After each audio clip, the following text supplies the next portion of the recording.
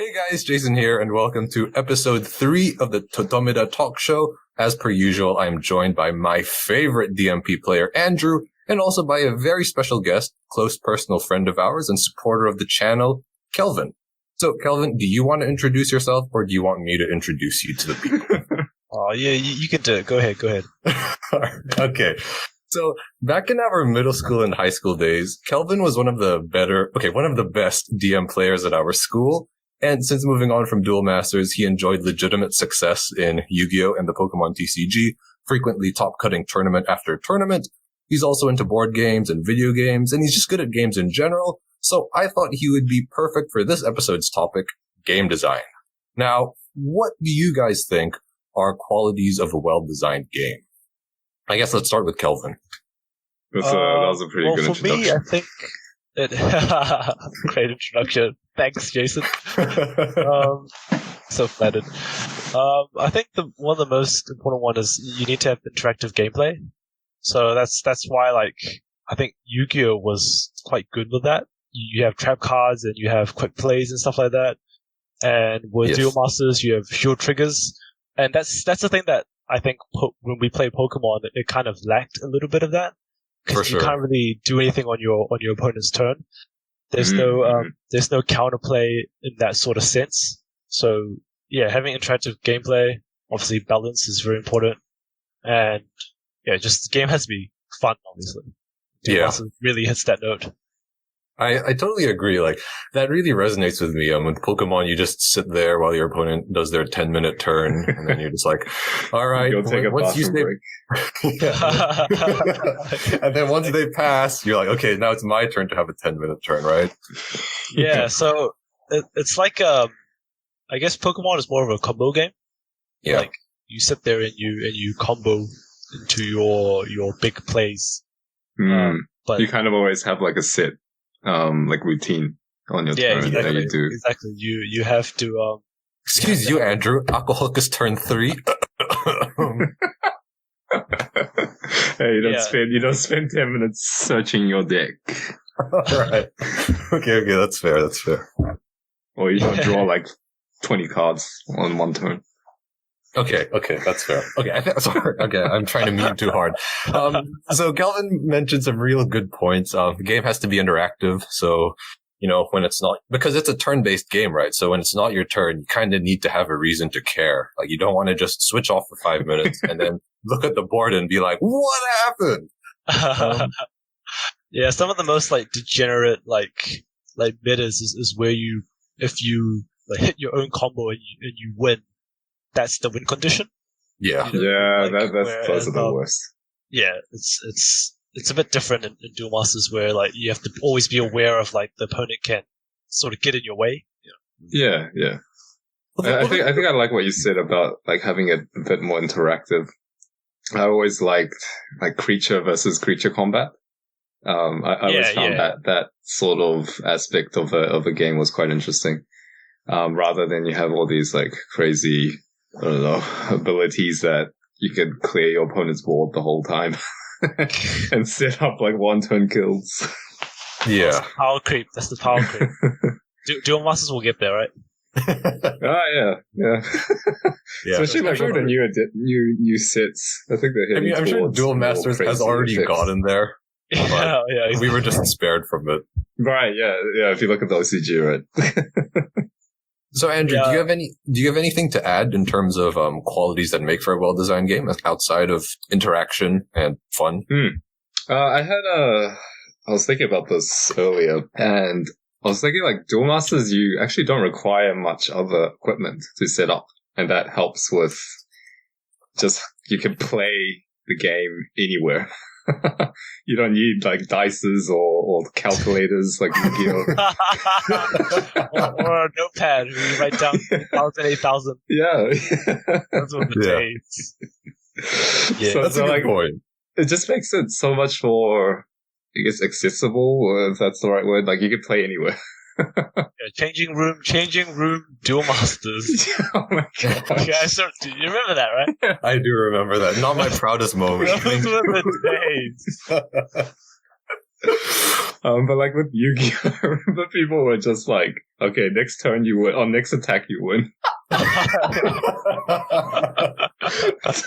Yeah, Duel Masters, you can actually see if the next attack will make you win, right? Oh, like Pokemon, you can never play. You can never play without dice. It's impossible. Yeah, it's impossible. Yeah, I wonder why we never got a Magic, to be honest. Yeah. Well, actually, that's that's one thing that I did want to tackle. Andrew mentioned accessibility, a different kind of accessibility to what I had in mind. But when I think accessibility, I think how easy or complicated is this game to learn? You guys know me. I'm like not that into board games. That's probably my worst quality, right? And, and the reason I'm not super into a lot of board games is because of the time invested needed to learn the rules, especially if it's just a one-off session. Whereas if the game is simple enough to pick up, I think it becomes way better. And I think Duel Masters does that remarkably well. It really is Magic for kiddies in a way. Yeah, and I guess that's how that's how it was marketed, eh? Like that's the sort of market. I mean, with the cartoon and everything, that's the sort of audience they were going for. That's definitely what they were going for in the West, yeah. Because Wizards of the Coast was, they are. Yeah, they are Magic. They are Magic. But on that same note, aside from accessibility, the game also needs to have sufficient depth. If it's too easy, it won't be fun for a lot of players, or like you will never even get to a point where you have high level players, right? So I guess it becomes a very tricky balancing act of easy to learn but hard to master. # Super Smash Bros. Melee. No, that's that's not what this is about. But yeah, easy to learn, hard to master. I think that's a podcast for another time. Yeah. So yeah, those are my thoughts on the thing. The next question I was going to raise was, is Duel Masters a well-designed game? We are all probably going to answer yes to that question, but let's break it down further. So maybe what I should be asking is, why is Duel Masters a well-designed game? Another way to think about it is what makes a game not well-designed as well. 10-minute turns. Yeah. 10-minute turns. No counterplay.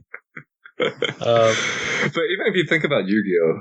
Like having, Yu-Gi-Oh! Has like trap cards, and I think we have like hand traps now as well, where they have instant effects from the hand.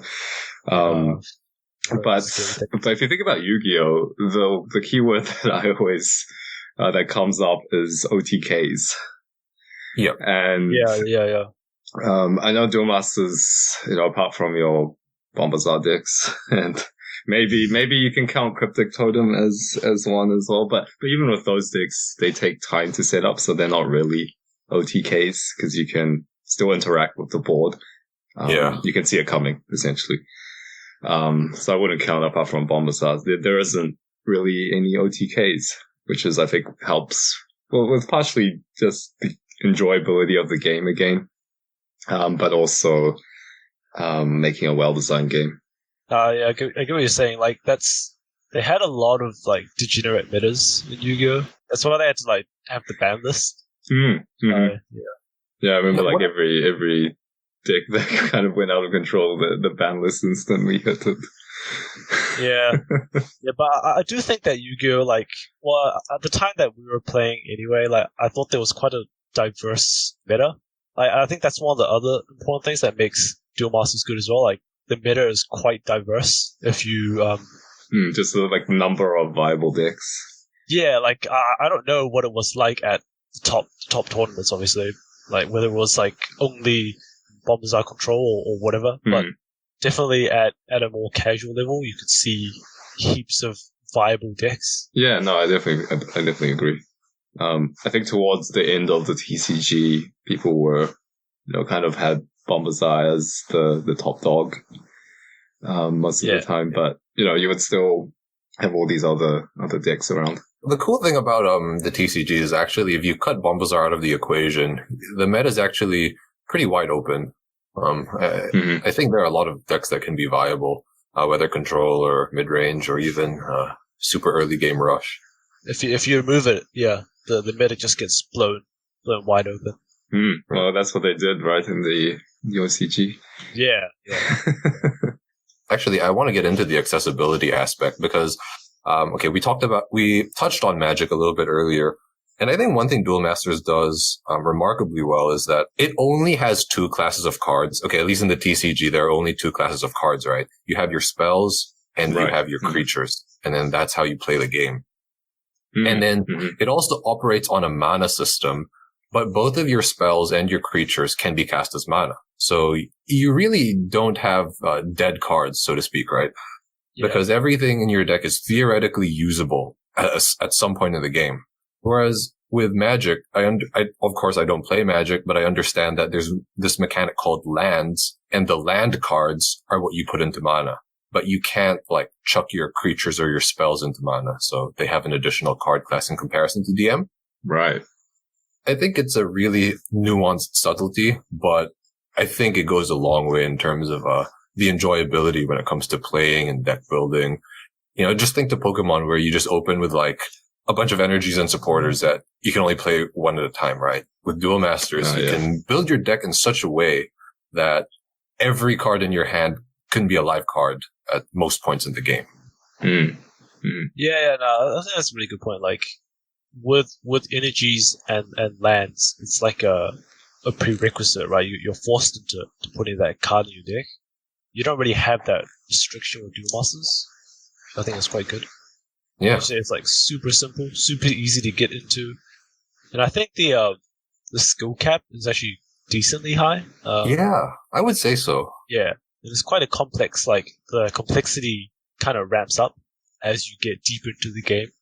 Yes. Which really, like, keeps people's interest, right? If it was just, you know, very basic, very simple, wouldn't be very fun to play for a long time. Yeah. But you can actually get, like, really complex, like, decks. As you guys have covered a lot of them already. I mean, some of those innovations, like, you really have to spend time to get into those. Yeah, especially when you look at the variety of control decks that you can build. Yeah, sure. Kind of gross, but yeah. So much regret. No. So, okay, Kelvin, you've mentioned ban lists already pretty early on into the video.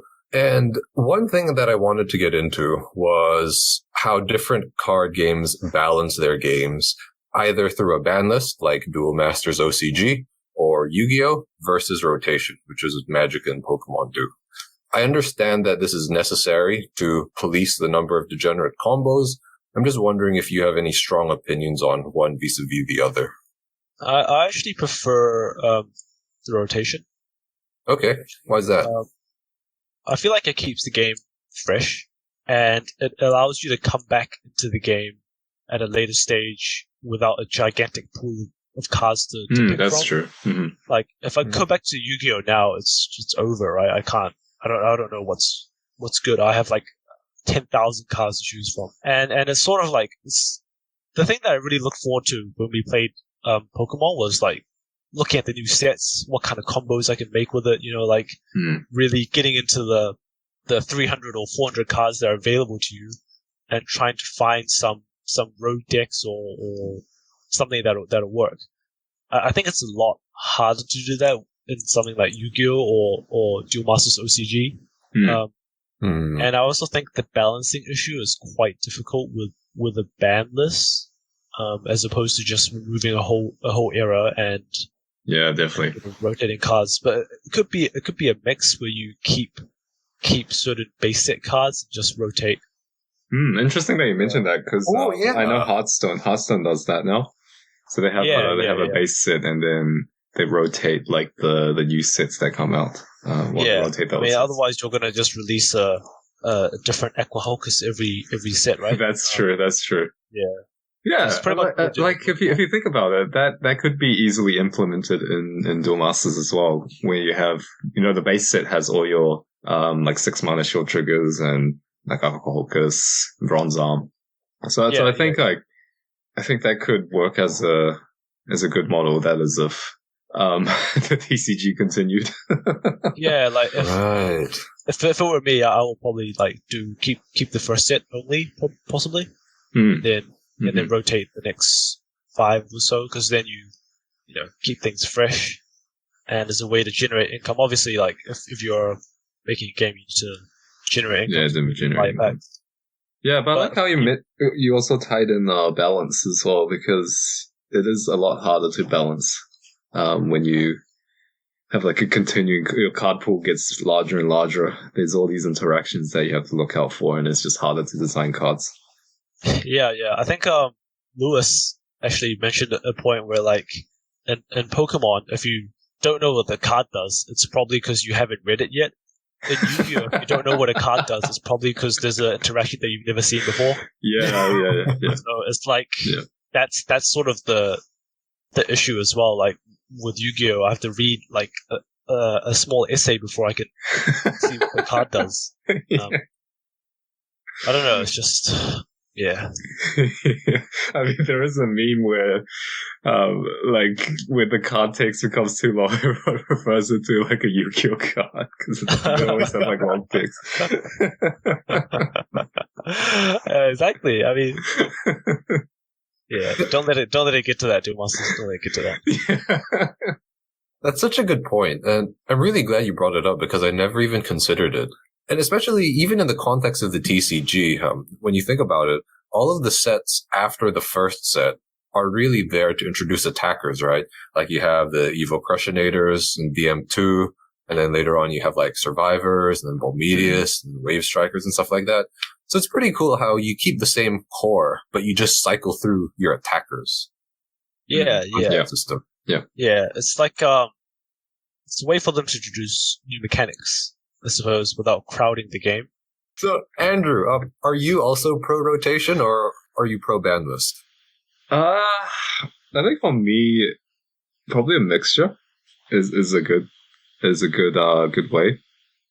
Okay.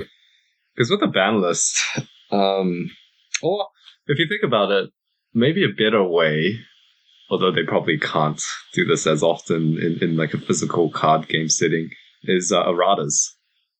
Ooh, that's very dangerous territory. Yeah. I know Yu-Gi-Oh tried doing some recently with with like old cards like Crush Card. I say recently, that was like years ago, but Poor ancient. I know Pokemon has done it quite a few times. Oh, okay. They've definitely errated some broken cards. Oh, yes, I remember. Yeah, I remember some. Wait, so Andrew, are you saying you would rather Duel Masters just errata cards when they're like, it's getting too degenerate? Yeah, exactly. If you think about what they've done with DM Plays, cards like Bombazar are much better. Like they're actually cool cards now. Instead of being essentially errated. Yeah. Okay. They're errated. I mean, they keep the kind of the soul of the card intact. Yeah. Which is nice. But yeah, they're completely different. Oh, okay, because I don't really have a strong opinion on this. Personally, I don't really care that much because if I like the game enough, I'm just going to dump money into it like an idiot. But Doug from our Death Phoenix deck profile, he messaged me when the third DMP set dropped, and he was very upset. He was like, "What have they done to Bombazar?" Change. And on one hand, I get what you're saying, Andrew. Like, let people keep the spirit of what they love. Let them continue to use the cards that would otherwise be gathering dust in their portfolio. Mm-hmm. But what Doug told me was it's sort of changing the card in itself just kills the spirit. Like, it doesn't matter how much or how little you change it, you kill the spirit, and you might as well just release a new card. So instead of like releasing Bombazar in the DMP form, just release something like Bombazar's little brother, I thought the Bombazar was a different card. I thought it was actually a different card in DMPs. I thought that's not the exact Bombazar Dragon of Destiny. Well, they still have the same artwork, and it's still called the same card, but same name, same artwork. Yeah, but different. I thought it was actually a different card. No. Yeah. But even like extending from Bombazar, I was also referring to like when they like reduce the mana cost on cards or give cards a bit more power, stuff like that. I think is much more healthier than just banning out the card. Oh, okay, I see what you mean. So instead of like Oh god, I can't think of an example. King Tsunami. That's an example. Lost Soul to 8. But that's the reverse. You're making it. Also, you're saying instead of banning Lost Soul that costs 7, you just errata it is like, okay, all your Lost Souls cost 8 now. I don't care what the card says. Yeah. Like, do you remember Wobaku in Yu-Gi-Oh? Oh, yeah. Okay. They changed it so that now your creatures can't get destroyed. I guess that's the inherent problem with like trading card games is you don't have the luxury of pushing out a balance patch. Yeah, that's what I was referring to. It might not be physically possible. Yeah, I sort of understand. Like, if I was, say, Wizards of the Coast, I would possibly look at errataing like Bombazar, but like, you couldn't really go and do like a whole set, right? Yeah, that's the challenge of physically it is quite tough. So out of interest, if you guys did work at Wizards of the Coast, and it was like, Kelvin, Andrew, we're going to revive Duel Masters, and we're going to release Bombazar in a structure deck. Now, naturally, this card's kind of degenerate. How would you rebalance it? I think I know what Andrew's going to say. Andrew's going to be like, oh, I think what they're doing in DMP is fine. Yeah, how would you guys rebalance it? Hard to say. I'm not really a fan of like the second turn thing. I feel like it's really like, as I said, there's like no counterplay to it. Yeah. And I don't really like cards that have no I mean, I like, if the cards are in the game, I love using the cards that have no counterplay because like they're broken, right? But like, as from a gameplay design, like it's not something that I would. Or if you're the opponent. Condone. Yeah, if I'm the opponent, I see Bombazar come down, I'm like, oh man, this guy again. Yeah. So I'm not sure what changes I would put in, but like anything I do to it, I don't think people would like. Right. Especially like, as Doug said, don't want to change the soul of the card. I'd probably just destroy it.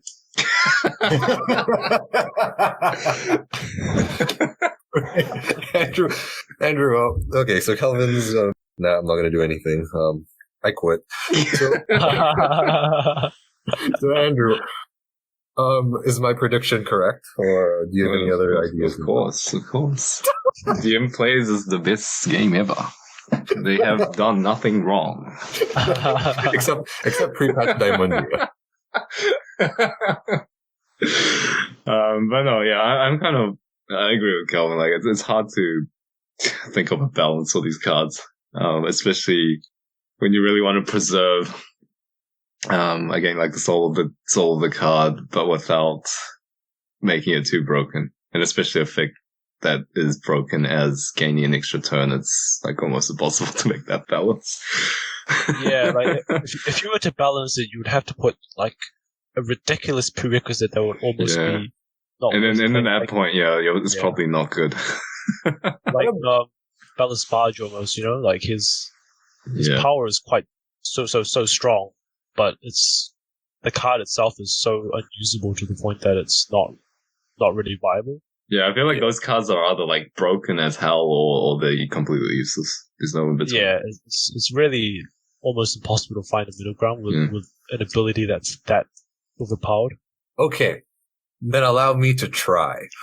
So you will try. So what if, with Bombazar, instead of getting a second turn, you just get a second battle phase?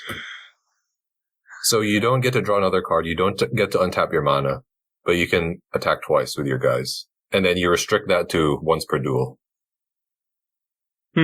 That's almost... Do you lose afterwards? No, you don't lose. Okay, see, that's almost even better then. I wouldn't say it's even better, because it's like, you don't get to summon your twin cannon, for example. Right. But I think that wasn't really the problem with Bombazar. Because when you play Bombazar, you usually play him when you have a field big enough already.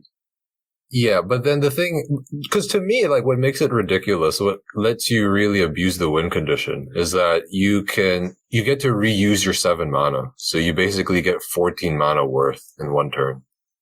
Yeah. I see what you're saying. To be honest, like, I've never really used Bombazar that much, because it was so hard to get a copy, right? Yeah. But like, yeah, the ideal situation is you Bombazar and then you Twin Cannon, but you wouldn't always have the two in your hand. I think, like, if you play the Bombazar, that's already so powerful if you have a second battle phase. Yeah, I tend to agree. The pressure that you put down, like, I would almost always play it on turn 7, I think. Like, depending on, obviously it depends on the board state, but say you have like two creatures out or something.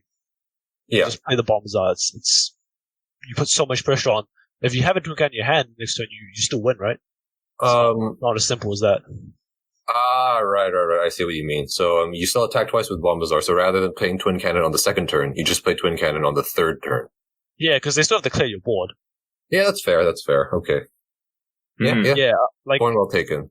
It's okay. What if you? Okay, no, actually, yeah. I was gonna say, like, what if you discard your hand then after you summon Bombazar, but then we're starting to venture into Balazbach territory. Yeah. So it's like, because the effect is so overwhelming, it's really hard to find that balance. Yeah, gaining an extra turn is pretty busted as an effect. Yeah. I guess I'm out of a job, is what you're telling me. Okay. Don't worry, DM Plays has done nothing wrong. Oh, jeez. I'm actually quite interested in seeing how the Magic kind of metagame shaped up, how they dealt with like game balance and power creep. My understanding is Magic uses rotation, or at least their main standard uses rotation. I think they do. Which is always easier to sort of balance in the sense that, like, by the time people have exploited it enough, you just get rid of the whole set of cards and then you introduce a new one. Yeah. I think that happens quite a lot, right? Like, oh my god, going back to Pokemon, when Shaman EX came out, Lysander's trump card was already on death's door. Yeah. Like the format, or rather, the format was over. Yeah. You had that one format where they both with it. Yeah. Let's not talk about it. I had one more topic that could be quite interesting. With kind of DM plays and Hearthstone, there's a lot of like movement towards digital card games. Yes. And with that, brings a lot of pros and cons. But one of the more unique aspects of that is kind of the introduction of you can create cards with really cool and interesting, unique effects. Like for example, in DM Plays, let's take Bombazar again, since we love talking about him so much. Well, this is a Duel Masters podcast. Is having the effect activates only on your turn 10 or above. Like back in the TCG, right. You can't really keep track on like what turn it is. It's pretty hard. Yeah. Yes, agreed. But with it being like an online game, you can do that.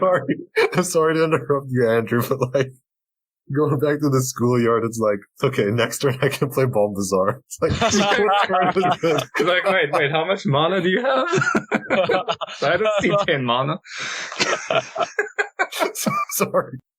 But that's a good example of like cards that, there's like a whole dimension of new card effects that you can have. An example from Hearthstone would be, no, that's not a good example. So there's also like pros and cons to this, is having like random creature destruction. I love Hearthstone always loves doing that. This is introduce RNG into their games. Not again. Okay, I can hear Kelvin groaning. Yeah. And that's why I quit that game in the first place. They've kind of did that already with Galzark, where if one of your zombie dragons dies, then you kill a random. Oh, it's actually not random; it's the lowest. But if you have two creatures that have the same power, then it's random. So like stuff like that, kind of you can create new cards. Yeah, no, I definitely think Hearthstone has really explored that quite well. Like, I think the Discover mechanic. That's probably one of my favorite ones. Mm-hmm. Wait, what does that do? It's kind of like search in Duel Masters, but the cards aren't from your deck. If that makes sense. Oh, so it's kind of like what Game & Watch does in Smash. He just like pulls it out of nowhere.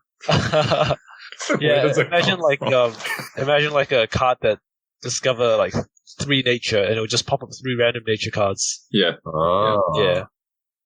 Which I think is pretty cool. Like just things like that. It's like sort of controlled RNG.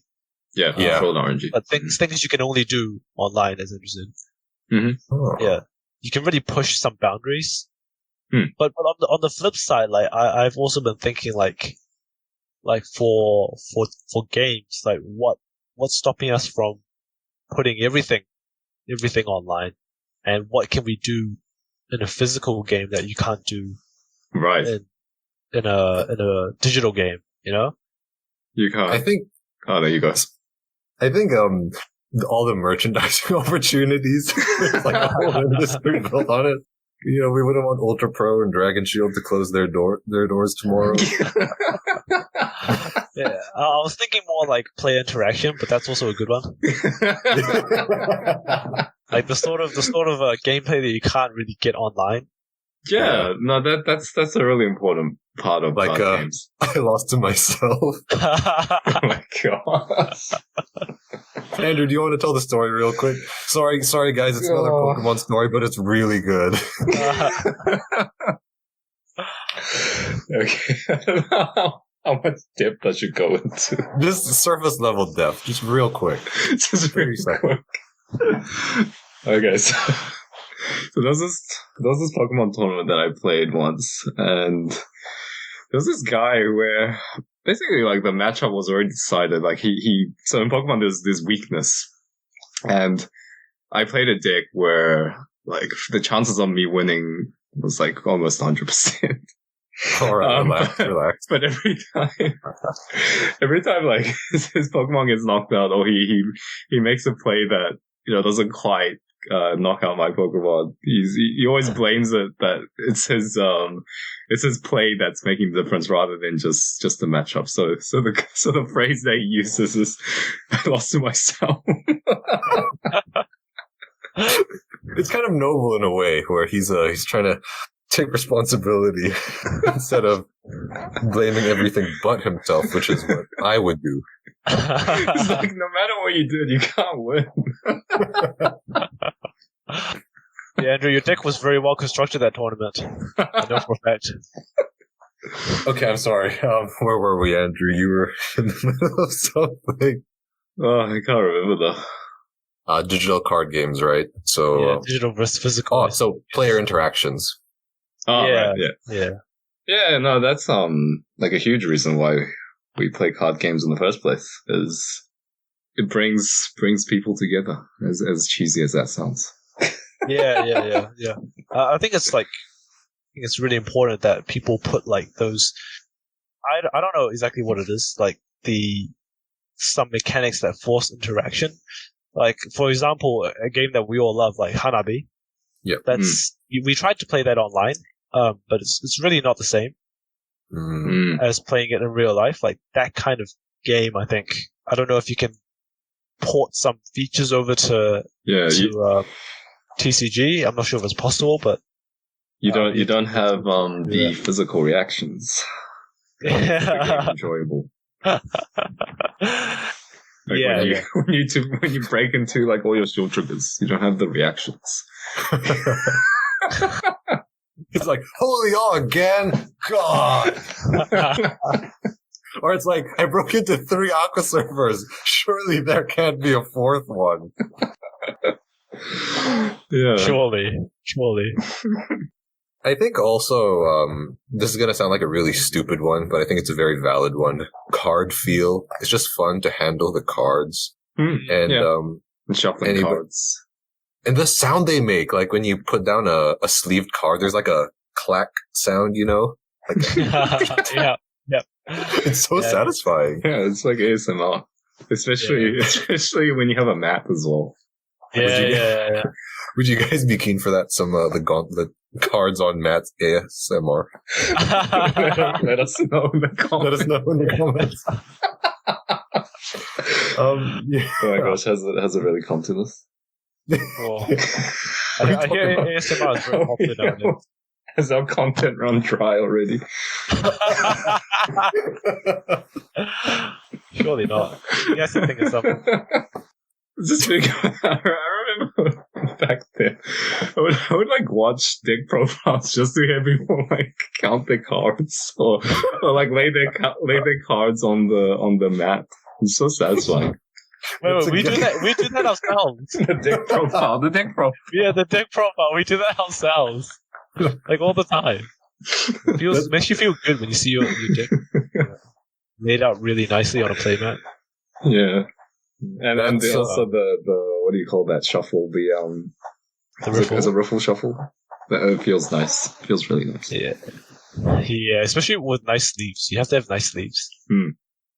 I feel like there's a galaxy brain meme in here. The smallest brain is like, watch the gauntlet to get Duel Masters deck ideas. And then the bigger one is like, watch the gauntlet to see physical Duel Masters cards. And then the biggest one is like, watch the gauntlet to hear the sound of sleeves hitting a mat. That's the stuff. That's the content people come for. Oh my gosh. All right. So, is there anything else you wanted to talk about, Andrew, or Kelvin? Special guest? Oh, I'm good. I'm just here to enjoy the show. Oh yeah. All right. Well, I guess that wraps things up this episode. We hope to have more podcasts in the future, and we also hope to bring back Kelvin at some point in time. Obviously, if you guys enjoy the content, let us know. And thank you so much for listening. Take care.